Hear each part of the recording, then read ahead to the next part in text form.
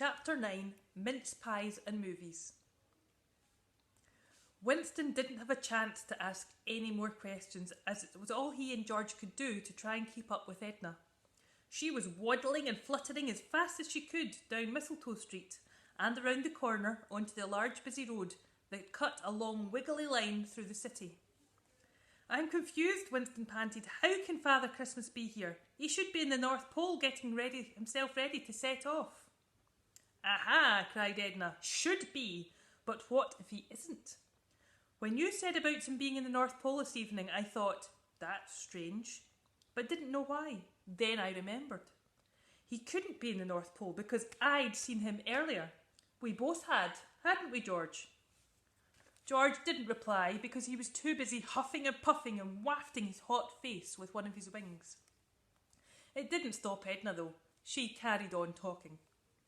"Me and George, we don't fly around as much as we used to, do we, dear? Not at our age.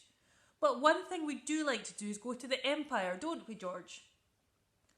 George just about got his breath back enough to say, "Yes, the Empire."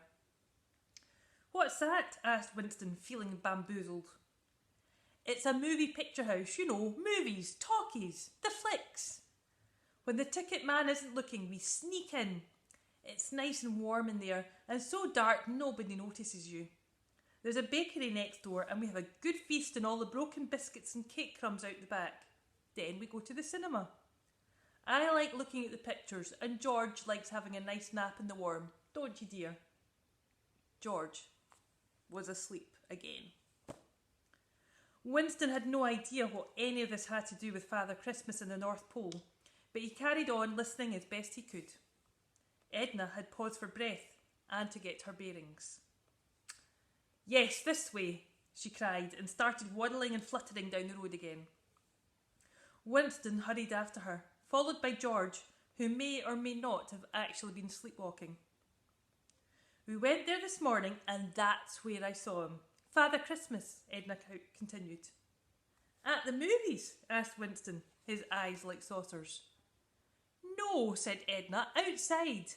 And with any luck, he'll still be there." As she said that, she rounded the corner, with Winston and George still tagging along behind her.